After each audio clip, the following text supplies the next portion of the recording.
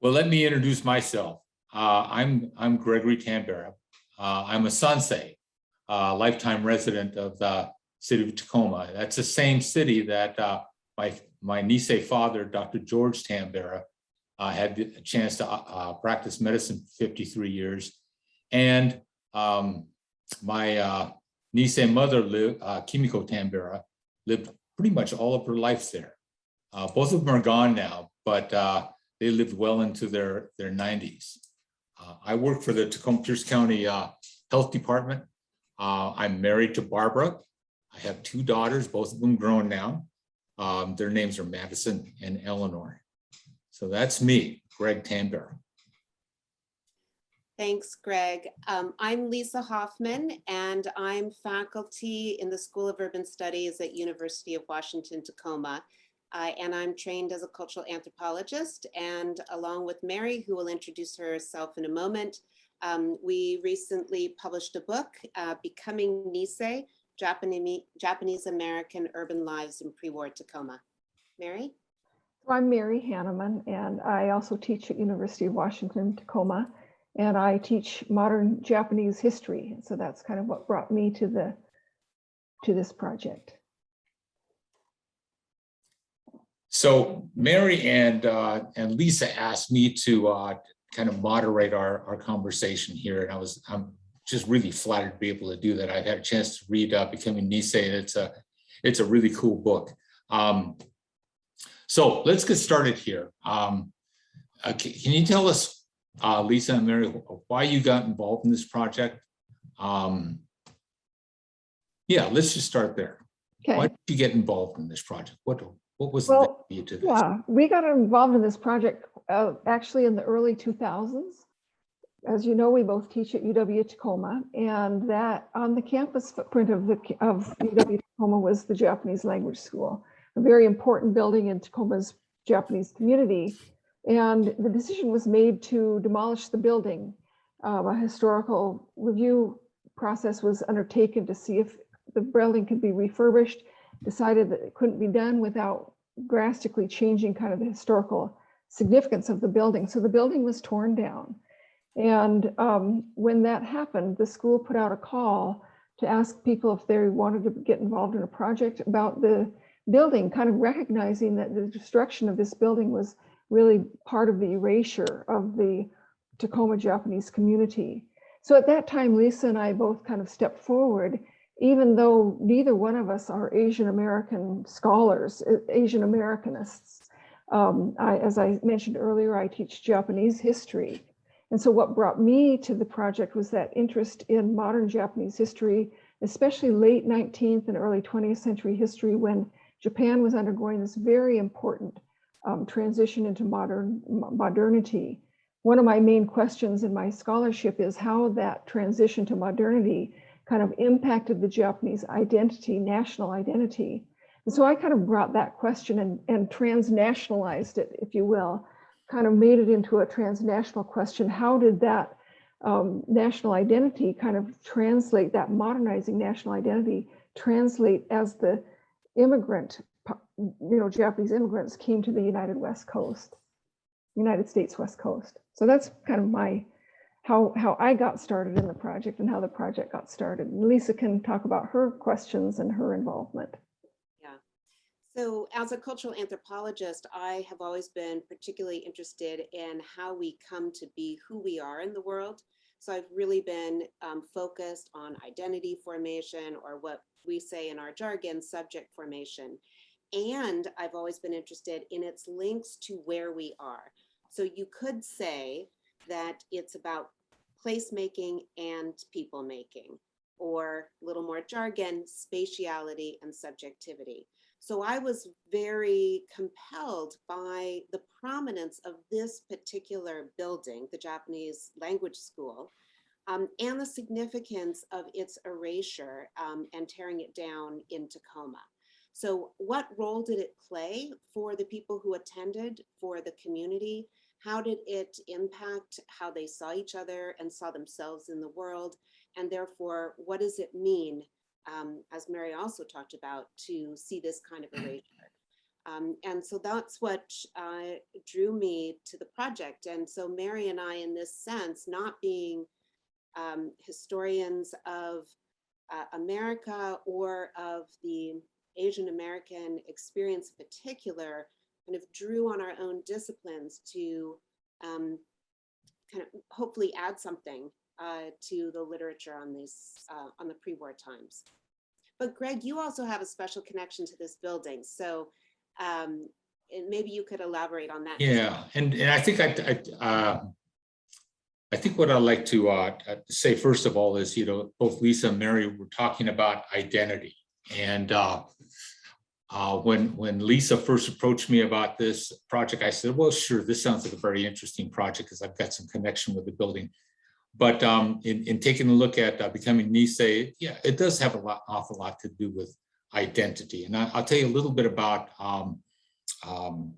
what my connection is. My grandmother, Mitsu Fujimoto, had a home that's actually just across the street from the Tacoma Buddhist Temple, which is the other building in what's left of the Japanese district in Tacoma. And across the alley was the Japanese language school. And through a series of circumstances, she ended up having ownership of that building. I think when World War II started, the school, of course, had to shut down, and they were looking at just liquidating that property. They needed to get rid of it real quick. My grandmother felt that it was important because the war would only last for a certain period of time, that institution still be something that the Japanese community might be able to make use of after the World War II was over with. So through that circumstance, she ended up owning that building. Where my family comes in is my father, George Tambera, as I was telling you, was a physician. Well, he ended up through a series of circumstances having the opportunity to go to medical school after he served in the U.S. Army and their counterintelligence corps, and use a GI Bill to actually go on in his medical degree. And he had met my mother in Heart Mountain relocation camp. She had been a person that had lived in Tacoma all her life, just across the alley from the Japanese language school and across the street from the Tacoma Buddhist Temple. And so when he finished his training up in Seattle, he didn't have any place to live, and my mom had just had me, and it was 1955, and they thought, well, we need to get down to Tacoma close to my mom's folks, and my grandmother let them stay in the teachers' quarters of the Japanese language school. So I have very vague memories of that building. From that time, I recall going in kind of a front door on the alley, and you could take a look up the stairs and I could see the school bell. I imagine they used to ring to start classes. I remember the place was very dusty. I remember there were bookshelves with books in them, all Japanese books. And it reminded me, I mean, it was a little creepy because it was like a school with nobody there. So those are my memories. We stayed there for a couple of years. So I was intrigued with this proposition that Lisa and Mary had, that maybe I get a chance to talk to them a little bit about the Japanese language school. And I actually attended there for a little bit. They tried getting the Japanese language school up and running again. There were a few of us that whose parents forced to go on Saturday mornings, and instead of going to play baseball or whatever. Unfortunately, I think my mother and her sisters were all students there. They're all smarter than I am because they learned Japanese while they were going to Japanese language school. I did not. I just don't have a talent that way. But anyway, that's my connection. And as it turns out, I have lived pretty much my whole life in the city of Tacoma, and off and on, I have run into the Japanese language school throughout my life.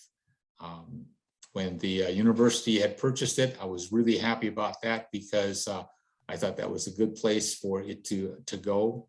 I was also involved in the memorial that the university put together, a bronze statue called Maru. So that's kind of my connection to the Japanese language school.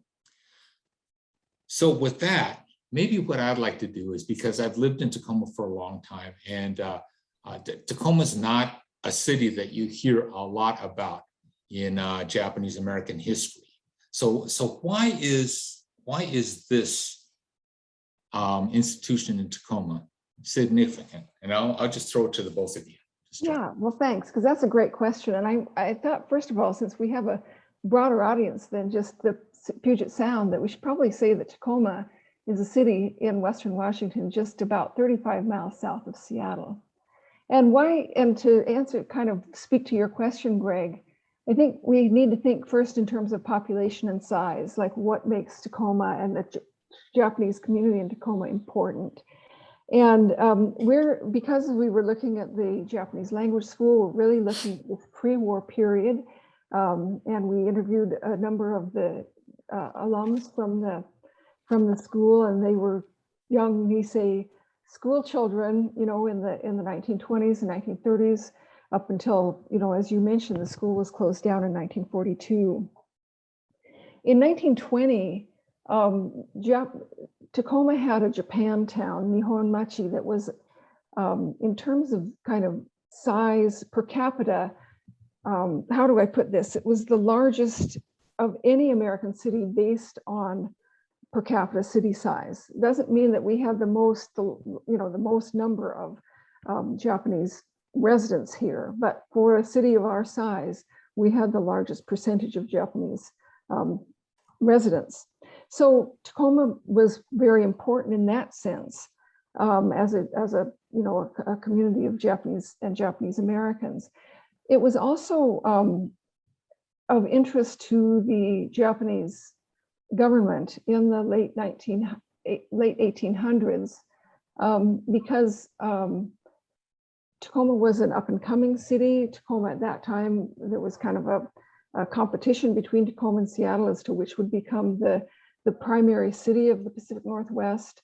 Tacoma was the terminus of the Northern Pacific Railroad. It had some Japanese shipping companies that had headquarters here. And I think because it's one thing that's important to remember is that Japanese immigrants by law were not allowed to become naturalized US citizens. And as a result of that, they remained, of course, citizens of Japan or subjects of Japan.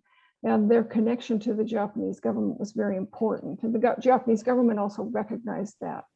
And so recognized the need to maintain consulates, particularly in the West Coast of the United States.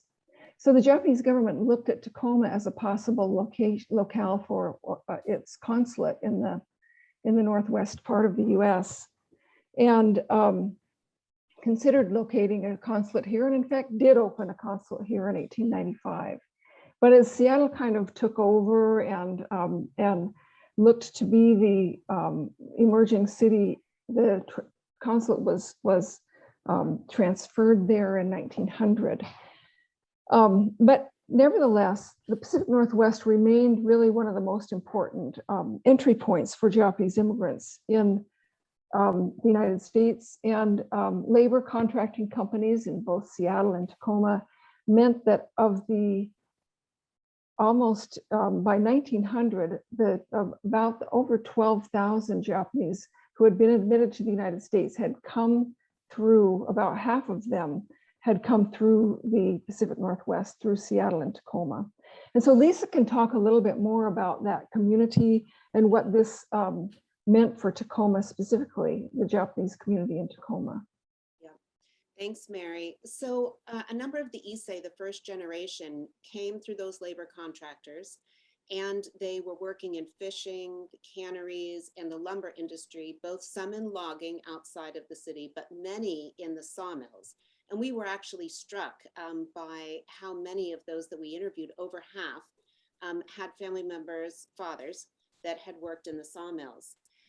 So for instance, in 1917 in Tacoma alone, there were approximately 50 sawmills, and they employed about 1,300 Japanese workers. And by 1922, that had increased to over 2,000.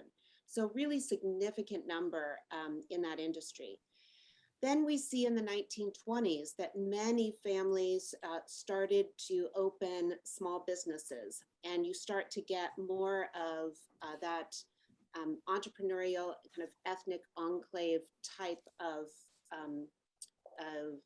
a situation.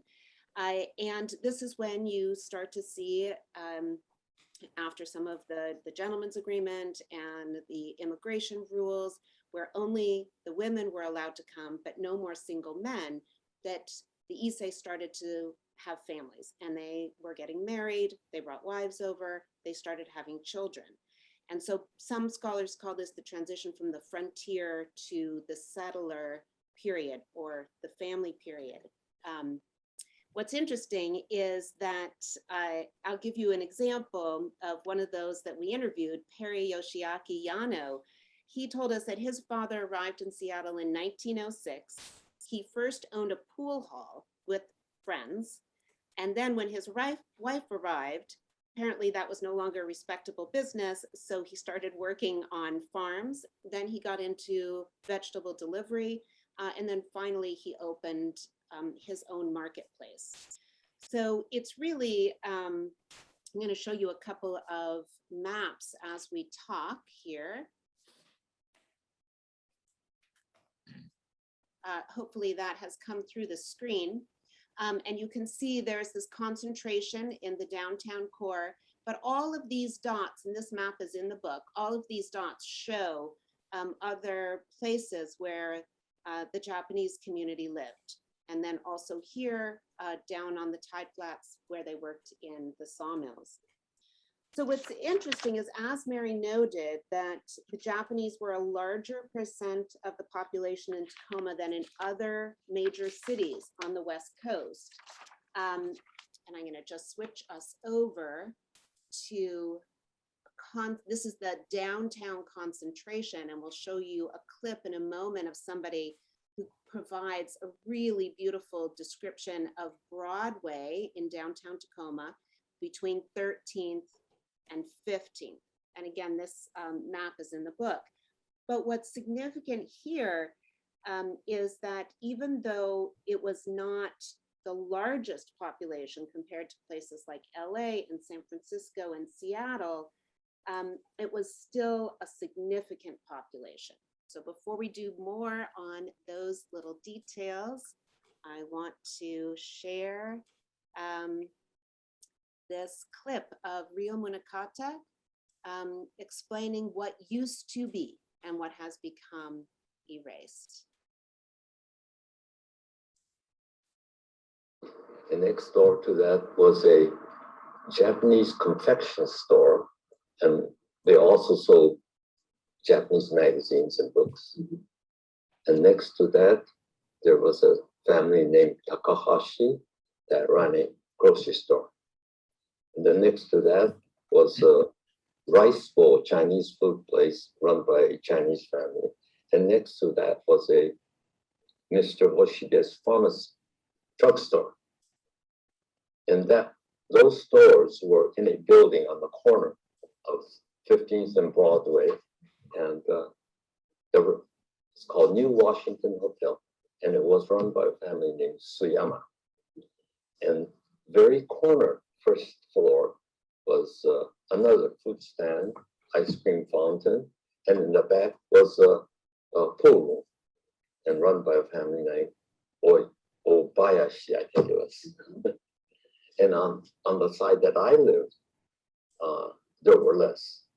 But I remember a drugstore in the corner where we, as a child, we'd go there and buy something, and the druggist would give us a piece of candy. And then, so when we needed something from the drugstore, we always volunteered. And then further down the street, my father had his new Tacoma Hotel. And then there was a photographer. There was another barber shop. And next to that, there was a tailor shop by the family of Nakata, named Nakata. And then further down the street, there was a family that had a gift shop. They also sold fishing tackle.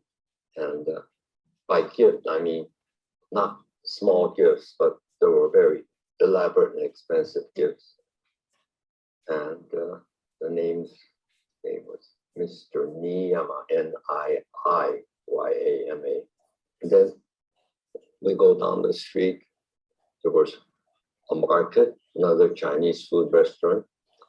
And then there was a shoe repair store that also sold new shoes. And the man's name was Mr. Kawai. And in fact, his son is here for the meeting. And at the corner was a dry goods store. And so Apologies, it's just coming to the end, but he had this unbelievable, beautiful memory of those streets between Broadway, between 13th and 15th. And so we just want to take a note because we realize that many people in the audience are familiar with other places, and we want to emphasize what's special and unique about Tacoma, but also familiar to these other situations. Historian Roger Daniels called Los Angeles the chief city of Japanese America in pre-war times. Then San Francisco, which had 5,000 Japanese Americans, was considered the cultural lead. But Seattle had almost 7,000 in 1940. So Daniels argued the real second city of Japanese America was Seattle. And then if you include Pierce County, where Tacoma is located, that was another 2,000 Japanese immigrants. And this is all in the pre-war time. So only Sacramento, Stockton, Portland, and New York City had as many as 1,000 Japanese Americans pre-war. So Tacoma and Pierce County are actually a really significant population, and we should understand what was happening in this city. It's also, we want to emphasize that there are these layers of what we call in the book, and we'll talk about a little bit more later, these layers of structural forgetting. And kind of a collective amnesia. And so this is also the ancestral lands of the Puyallup. And so recognizing those indigenous populations that have been erased as well is really important. So I think Greg's puppies, oh, is he? There's this contest that happens every time the mailman comes. The question is, can Baloo catch all the mail before it comes through the mail slot and hits the floor? Can he grab it out of the mailman's hands? So I apologize for that, but yeah, that's part of life in my house.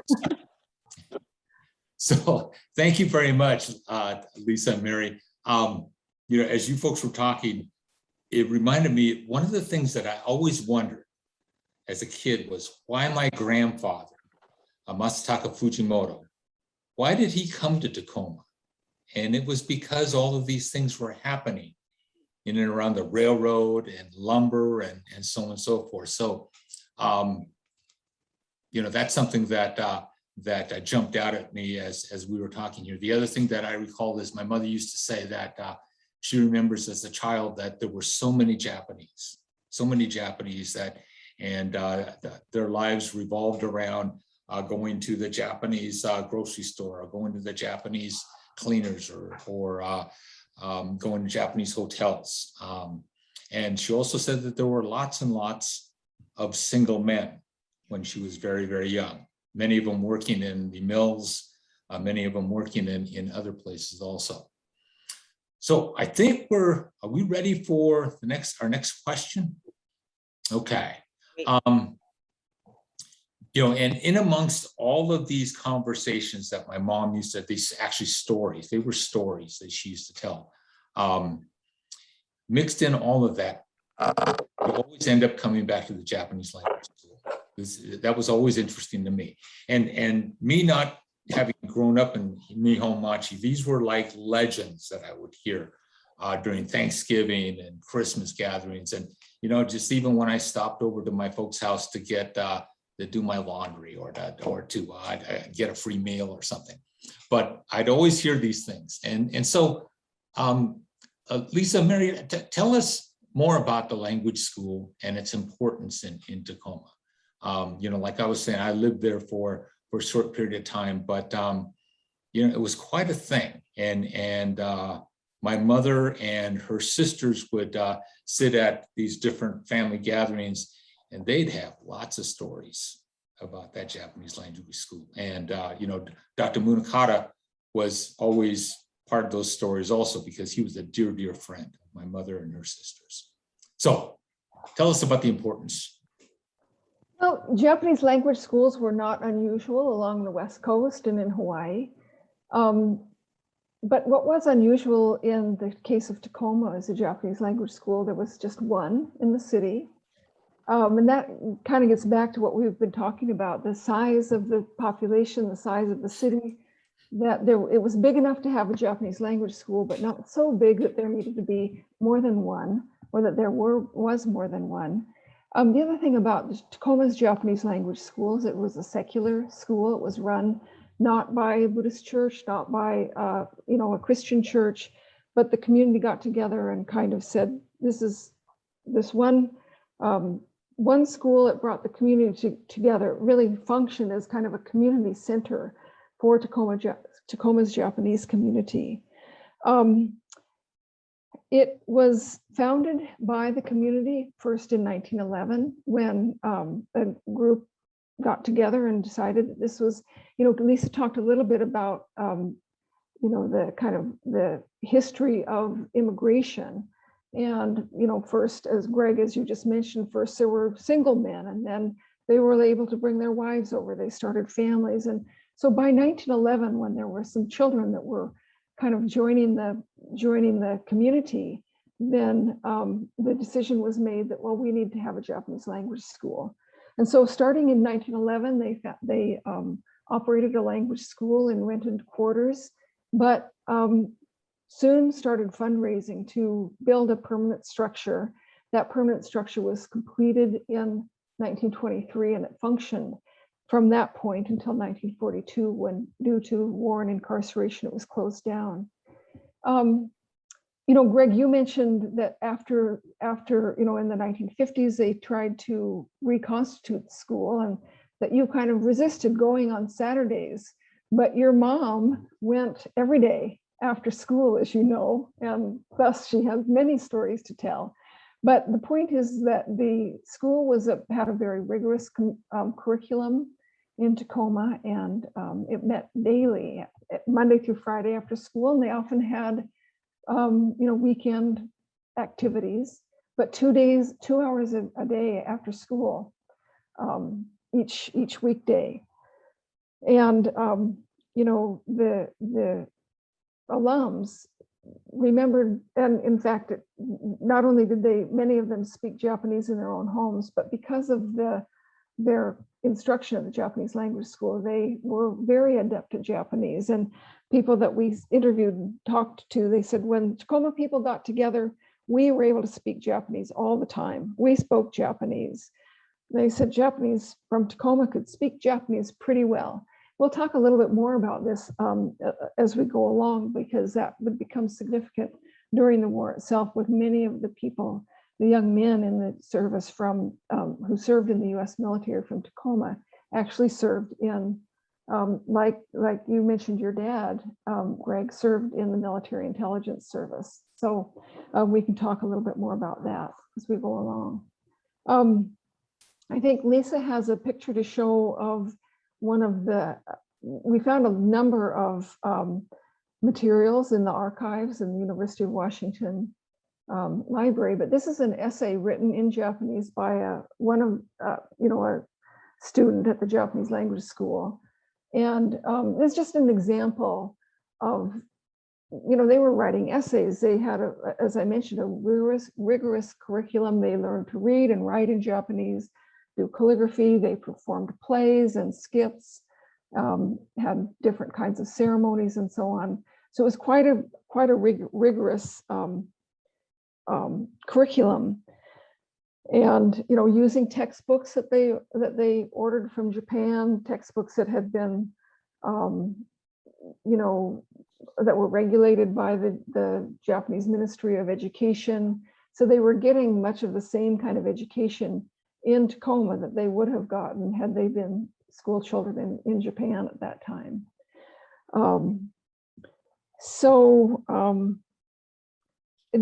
We find, for me, you know, this was kind of thinking about this from my own scholarly point of view, thinking about how the kind of the transnational impact of Japanese curriculum, Japanese background, and how the Nisei brought that with them when they came to the United States, and then were able to kind of pass that on in various ways, not only in the family, but at school, pass that on to their Nisei children.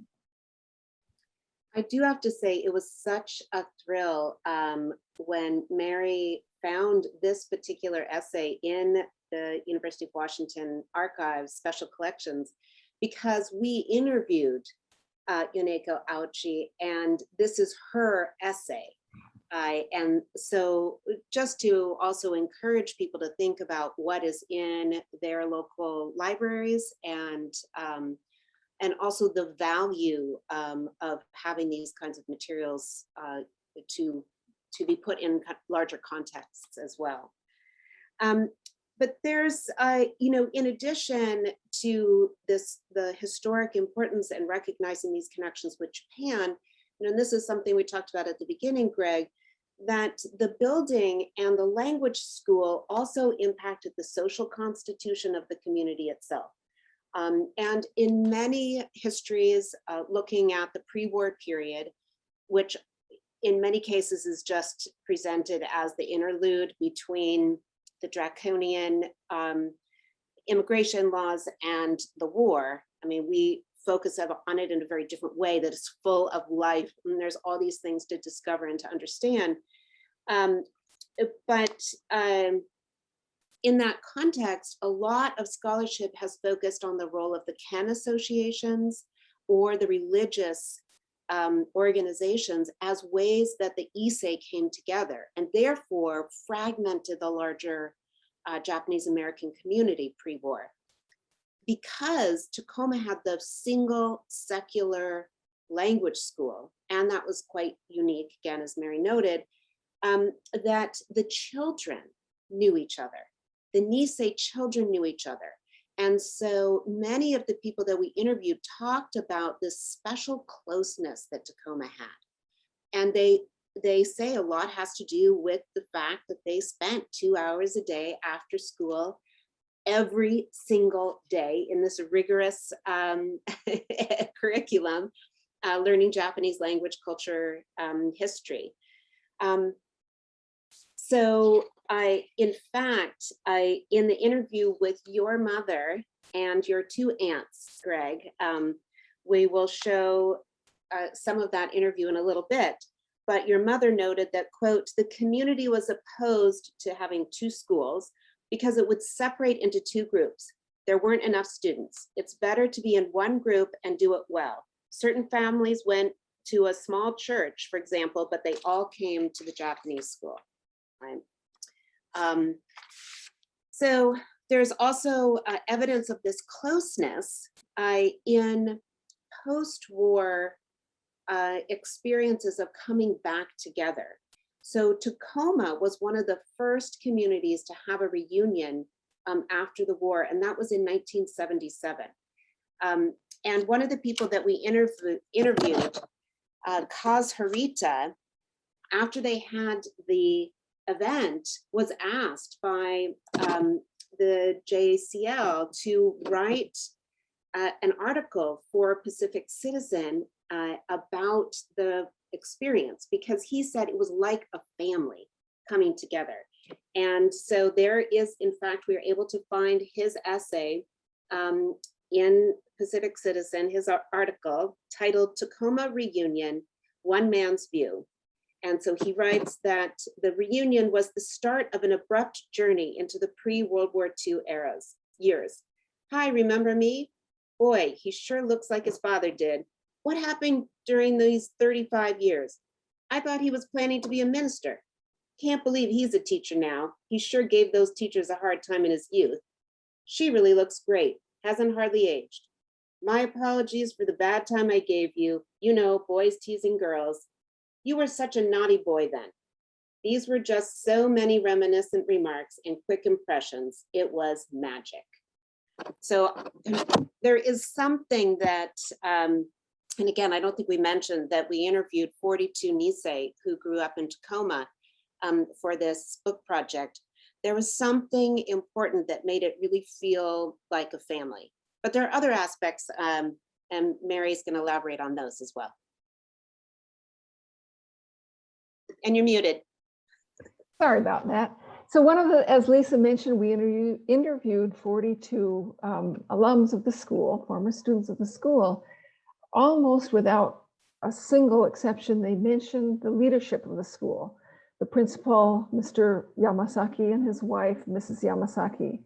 And so one of the things that we kind of have to think about as we, did this project and wrote the book was what role did the Yamasakis play, not only in the Japanese language school, but in the Japanese community in Tacoma itself. And because they really shaped the educational experience of the Nisei children in Tacoma. And one of the things that we kind of really came to is the way that the Yamasakis embodied this this particular moment in Japan's history, the Meiji period, the late 1800s, last decades of the 1800s in Japan, when Japan was going through this modernization, as I mentioned earlier, and yet trying to retain tradition. And one of the kind of keep its kind of cultural identity, even though society was changing very rapidly around it. One of the things that the Japanese government did in the 1890s was adopt or promulgate a document called the Imperial Rescript on Education. And this was something that each school child recited every day before school and in Japan. And it reiterated some of the traditional values like filial piety, hard work, self-discipline, all of these kinds of things. So very much kind of shaped the attitude of a couple of generations of Japanese people, young people. So this document, I think, one of the things that we discovered in our interviews is that the other thing that people almost uniformly mentioned was something called shushin, meaning ethics. And for ethics, the morals, the values, how do you behave, how do you comport yourself, which for many people also then boiled down to a message that they got over and over again from their parents, which was don't bring shame to the family. And so, that has some very kind of positive ideas behind it, but also some kind of sadly negative kinds of things. I think we hear this, that don't bring attention to yourself because you don't want to bring a bad name to not just to you, not just to your family, but to the Japanese community in general. Kind of shows the kind of insecurity, I think, of their status in the United States, which remained kind of conditional. As I mentioned earlier, they couldn't become naturalized US citizens. Nisei were not US citizens. Their Nisei children were US citizens. To get back to that idea of the leadership of the school, Mr. and Mrs. Yamasaki, is how important they were in kind of shaping this generation. The school was the building, the Yamasakis were the heart of that school and what they brought to the community.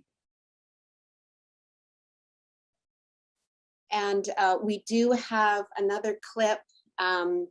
This is the Taira siblings, so Michi Taira Hori and her younger brother, Junichio. So here we hear them. They were Mrs. Yamasaki, Yamasaki, a very gentle, kind person. Yeah. Of course, we were afraid of Mr. Yamasaki. Yes. All he had to do was, I'll never forget that face. When he came to that window, because we were too rowdy. Oh, I tell you. He didn't have to say a word.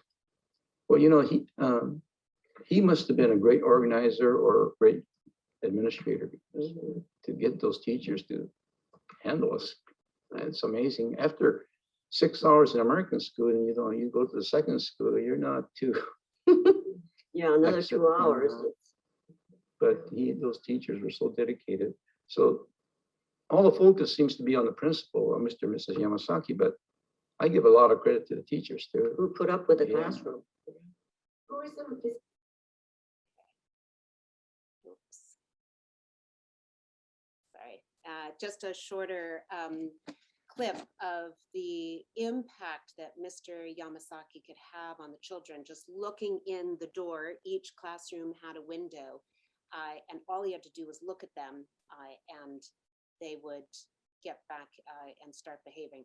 So the other thing is that these were children, and they were often naughty and rowdy, and they told stories of girls not wanting to sit in front of boys because they would take their ponytails and dunk them in the ink when they were doing calligraphy, and all sorts of things. So they're wonderful tales of the different aspects of becoming Nisei. Oh, and you're muted, Greg. I am muted. Thank you very much. You know, as you folks are making your comments, I just have a couple things I'll mention here. You know, it's always interesting to me when I was growing up, and of course, this is after World War II, the Boy Scout troops and our basketball teams involved both the Buddhist temple and the Methodist temple. And I think that was by the same kind of design that they had for the Japanese language school, because they were very interested in us knowing our fellow sansei folks in the community. The other thing that strikes me every time I hear this is, you know, I told you that we spent 2 years living in the Japanese language school. We stayed in the same quarters that the Yamasaki. And you know, the way that my mother and her sisters used to speak of Yamasaki sensei was much like what we heard in the interview. Very, very strict, but very principled person, lots of respect. And it's kind of scary that I was, you know, living in the same place that this person with such great ethics and morals was living also. So I will direct us this way. I think that there is a quote that I'd like to read here. This is from Kaz Harita. It's in the book that Mary and Lisa wrote, Becoming a Nisei. It's on from page 203. So if you'll bear with me for just a second. All the old landmarks are gone. Our old house and place of business gone. Are both empty lots. Highway markets where the Japanese Americans did well. It's all built up, and I only locate them due to the fine work of our guides. I think he's speaking about the reunion. Tide Flats, where we played baseball and where Tokyo Beach was located, it's all filled in and industrialized. I felt a lump, a downfallen feeling. And that's from Kaz Harita from an interview. And there are pictures, I've seen pictures of those Japanese baseball teams. Great uniforms, kind of baggy, kind of very different from what you see today. But yeah, it looks, from those pictures, it looked like it was quite a leap that they had. So with that, let's turn to another aspect here. Can you tell us something about what you mean by structural erasure and systematic forgetting of pre-war Japanese America? And I think, Lisa, you're going to begin here. Thanks, Greg. Okay. And thank you for sharing that quote. It really is a powerful one. And we had Ryo Munakata as well. After he gave us that detailed description of Broadway, he said, but it's all gone now. And so part of the argument in the book is the impact of this kind of structural erasure.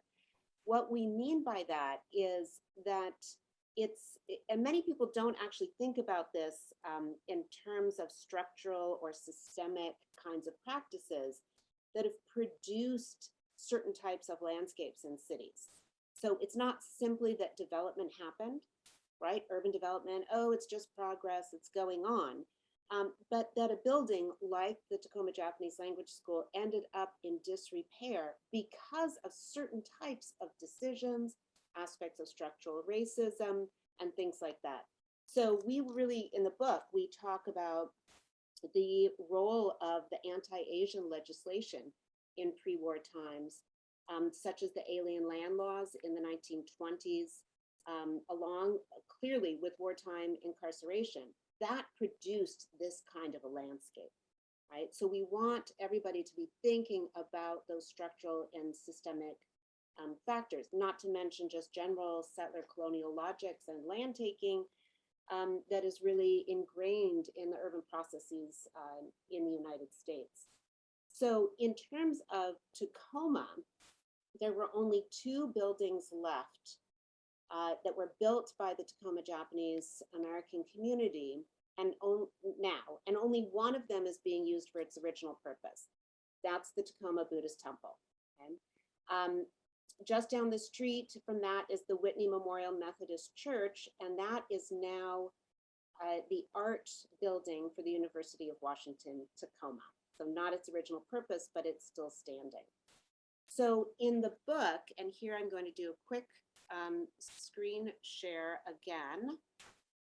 There are 2 photos, and I think I'm going to have to do them back to back, or maybe I'll just do this quickly. Whoops, I apologize.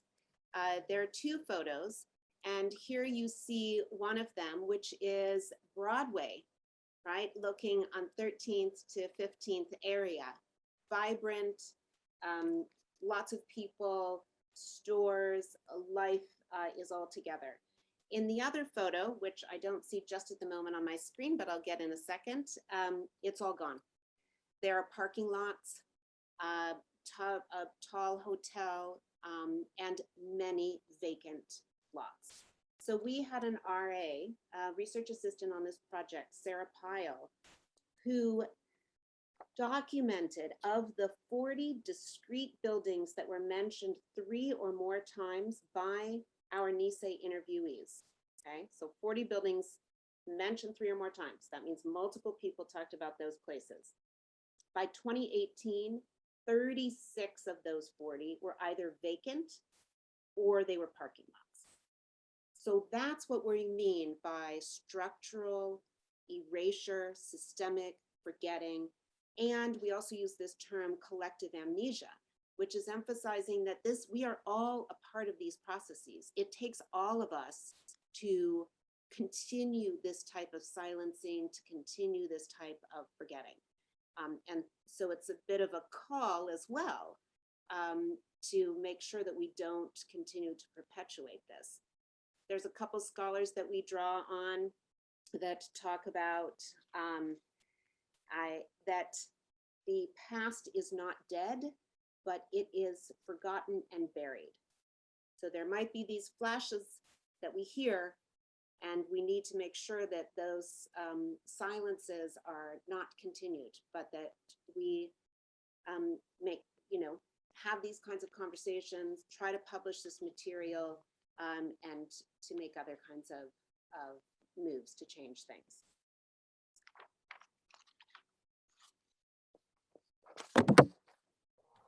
So this erasure that Lisa is talking about is really directly related and directly an outgrowth of what happened to the Japanese community with World War II and the incarceration. And so, we wanted to talk a little bit about what happened to the Japanese community, Tacoma's Japanese community, with incarceration. Principal Yamasaki, who we had talked about earlier, was one of 22 Tacomans who was arrested in the days just after Pearl Harbor by the FBI.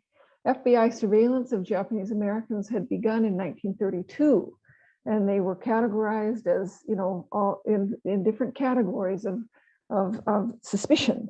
And Japanese language school principals, teachers, people, photographers, Japanese photographers, people who belonged to any kind of a martial arts club.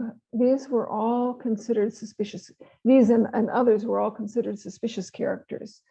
So Yamasaki, Principal Yamasaki, was arrested on December 8th, something like that. He was taken to Montana, put into a detention camp in Montana, and eventually transferred to Lordsburg, New Mexico, with the United States Army maintained as a special detention center during the overall incarceration period.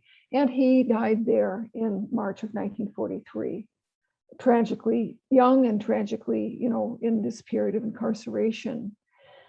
The Japanese language school, Tacoma's Japanese language school, ironically, was used as a civilian control center where the Japanese in Tacoma were expected and required to register for their, to be moved into the incarceration camps. Most in Tacoma were sent first to Pinedale Assembly Center and then on to Tule Lake in California when that facility was ready. One thing that we wanted to kind of mention as we kind of wrap things up here is going back, linking this back to the Tacoma Language School, Japanese Language School, and the effectiveness of the curriculum there. That the Japanese students of that school emerged speaking good Japanese. The U.S. military knew about that, and when eventually 106 Nisei young men from Tacoma served in the United States military during the wartime. And of those 106, 55 served in the military intelligence service. So that's over 50% of the people from Tacoma who served in the military intelligence service.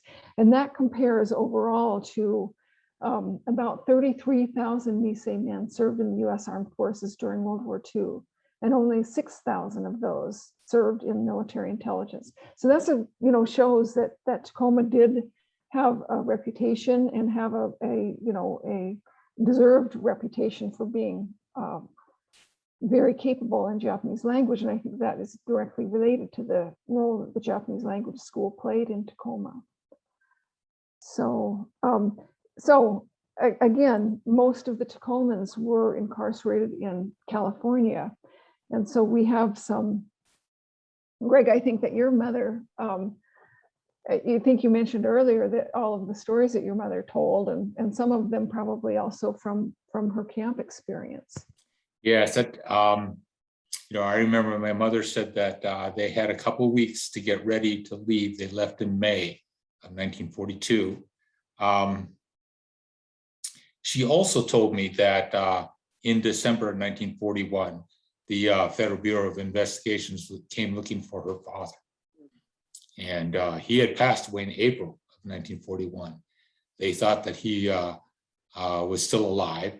They didn't know that he had passed away. And they were asking people that, she was hearing back from people that they were looking for him.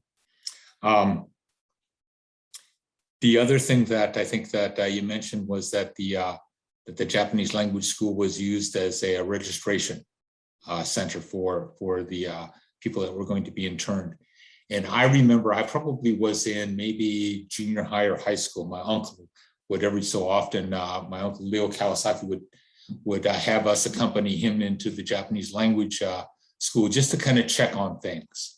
And there were a couple rooms, I imagine they were classrooms I remember going into, and they were just piled with steamer trunks and people's belongings.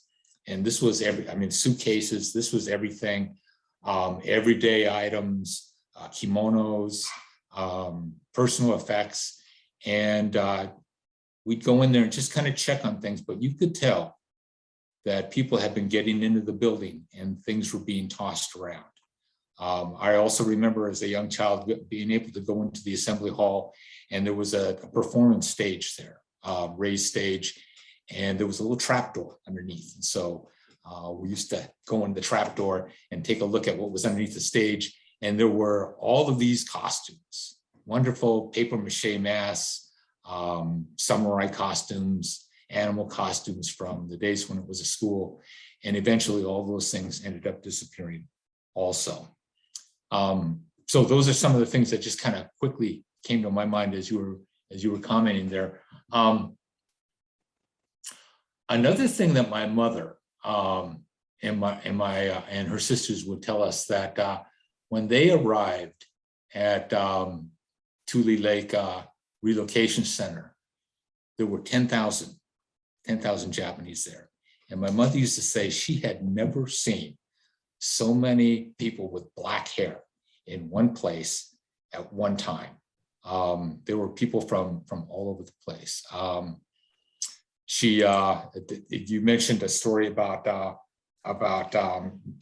you know, how they were kind of reacting to that. And she told me once that right after they ended up getting to, well, they were moved to Heart Mountain.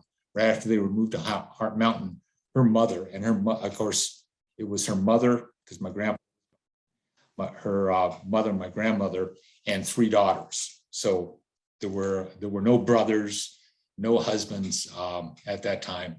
And her mother said, okay, I got 3 daughters here. I want to tell you guys, you need to watch out for those California boys because they're bad news. Well, my father was from Los Angeles. So it's kind of interesting how that worked out that way.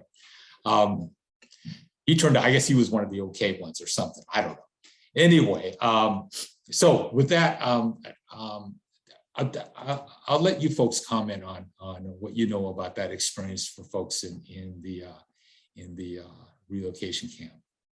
Great, thank you, Greg. So we did actually hear quite a few comments about what happened when they went to the camps and met people from other places. Rio Munakata talked about how it was so strange to see other Japanese not bowing to people they saw, because he would bow to everybody because it was such a tight-knit community and they knew each other, but these were really strangers to each other. They also talked about how they would speak Japanese to themselves, but other people didn't speak Japanese, and that was startling. And there were some comments about the wild boys from Hawaii as well, and you can guess that there were some of the female Niseis that we interviewed had those comments. We're just going to share a short clip before we finish up here today. And these are the 3 Fujimoto sisters. So this is Greg's mother in the yellow and his 2 aunts along with her. And they'll also talk about their experiences. Always felt that we were one of the lucky ones because our community was so united and we all knew each other and we helped each other. Whereas in California and even in Seattle, the population of the Japanese is so much larger that they didn't have that privilege of being united, I don't think. That I think we were lucky. Yeah. Like they say, it's only Tacoma that can have those big reunions, Japanese reunions, yes, because we're so close-knit. We knew everybody. So. And a lot of that, I think we owe to our principal, Japanese school principal, because he really steered us all into the right direction. Yeah. When you say that, you mean, it sounds like you mean not just students, but the The whole the family, parents. oh yeah, because they used to have PTAs all the time, and I think the parents were equally told how to behave and you know all that. So Yeah, I thought every Japanese was good. And when I went into camp and saw some of them, I thought, wow. They have different kinds too. yeah, it's So we will pass it to you, Greg, to close us out here. Thank you. Okay. Well, thank you very much, Lisa, Mary. And you know, as I was watching that video again, and I get a chance to see it every once in a while, that is exactly the same order that those 3 would sit when it came to Thanksgiving or Christmas or what. I don't know why that always was, but Auntie Io was on our far left, my Auntie Teddy in the middle, and my mother on the far right.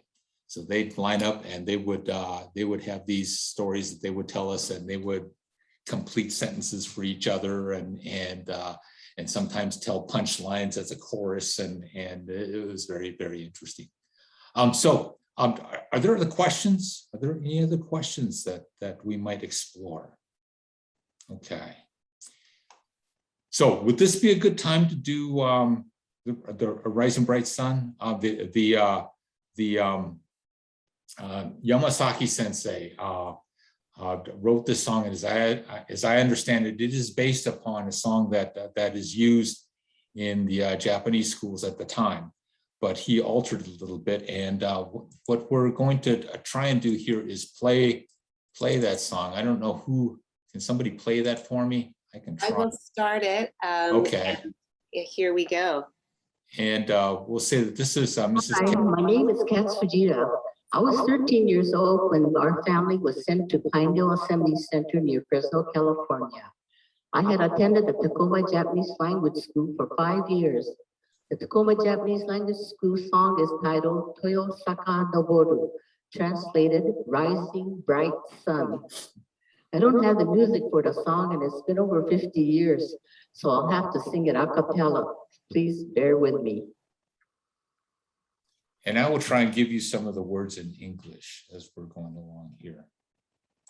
Toyosaka noboru hiromoto no kiyoki chishi o mimi ukete. Children of the pure blood, No mihata no Amerika ni umareshi wa from the land of the rising sun, ari.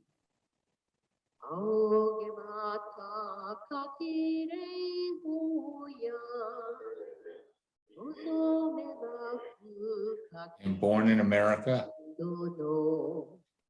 Shi no shizen no misato shiro. the Star-Spangled Banner flies. Hagemu beshi.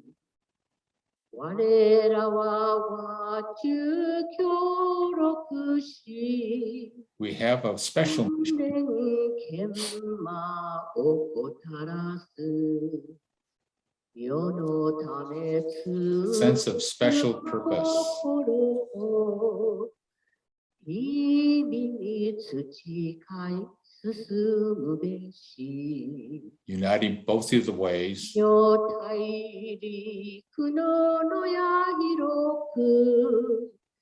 Taiheiyo wa and not neglecting to train ourselves.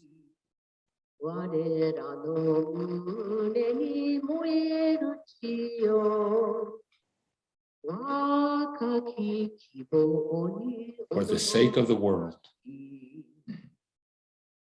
Asambyaku no waga kenji. let us go forth every day Yoku uchi furui. Sanri no sora o tobanto. to cultivate our true minds. Nare ga surachi shi kono sato o. Mukashi wasurezu omoiru no.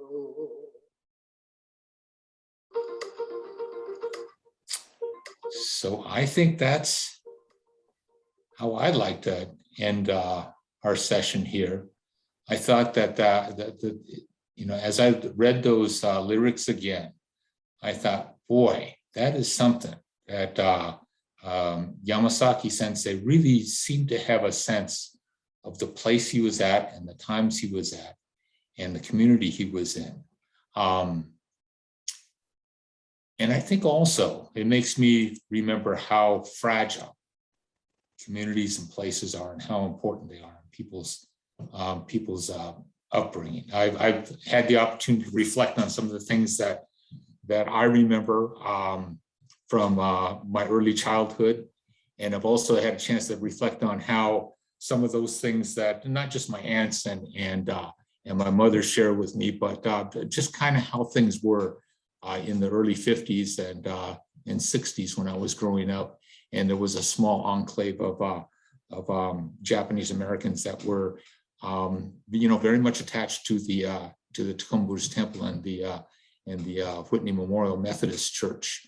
Times that we spent together, us boys as Boy Scouts and playing basketball.